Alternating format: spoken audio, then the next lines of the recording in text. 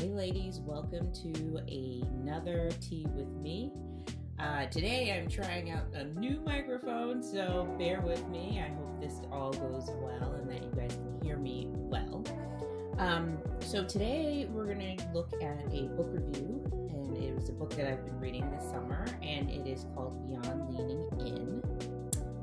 This is the book. Now, I got this book off of a recommendation on LinkedIn, actually, and I was kind of surprised. I like reading these business books that have to do with diversity, inclusion, and equity.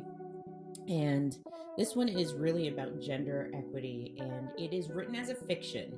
So that's even better than I think some of these other business books, which are basically telling you what to do. This is written from the story of and the viewpoint from different characters within a tech company. And the CEO is female. They have just lost their chief product officer, who is female, and they're trying to figure it out. The CFO is male. The chairman of the board is male. And then there's some other things. There's dynamics in the person who they hired to replace the chief product officer and how that person got hired and how he did versus just hiring internally and doing things right, slow and right versus quick and easy. So I highly recommend this book.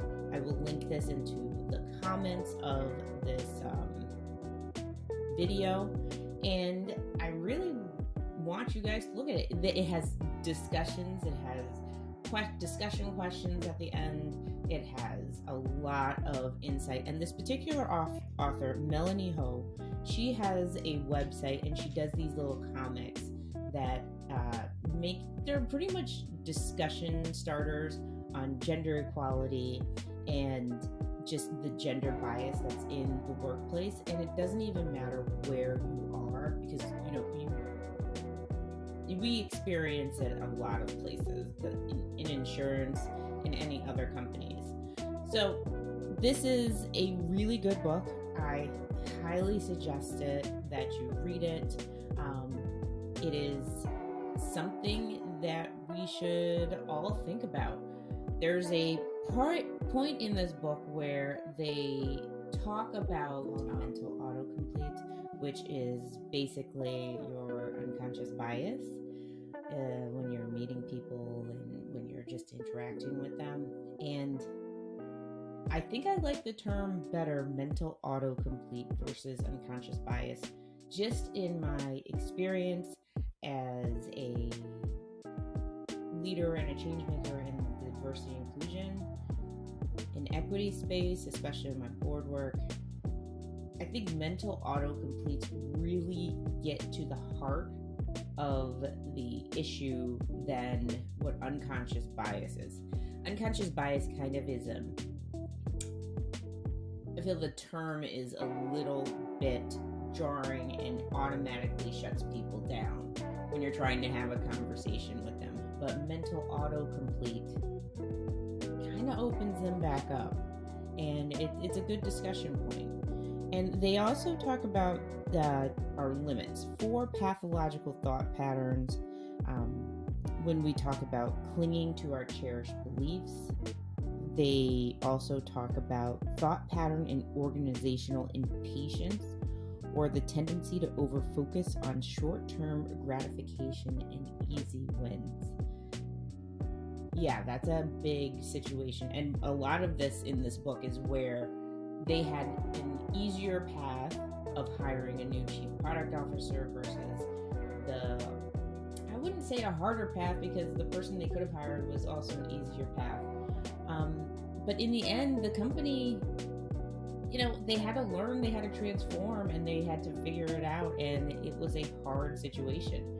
And quite honestly, the biases that it really highlights, especially with the gender biases, how women are just thought of as not necessarily incompetent, but just not the person that they could be. Like, we have to prove ourselves before we actually get to go to that next step. And while our male counterparts don't have to do that. So how do we change that mindset, that thinking, and just being at the table for us women and leaning in, which we've been leaning in for many years and have been raising our hands, but yet still aren't getting promoted. It's a big issue, and it's an issue that we need to figure out and how to change, and maybe actually having the right people, and that the old guard needs to be changed to the new guard so that we can actually have some change going on versus talking about change. The third is the autocomplete and the unconscious bias. And then the fourth is an identity blind approach to DEI that avoids the fact that different marginalized groups face separate and distinct challenges. Ladies, this is fiction. This is a fictional book, but it has real world implications and real world challenges. And quite honestly, I think it's easier absorbed than some of these business books and some of these other books that are out there.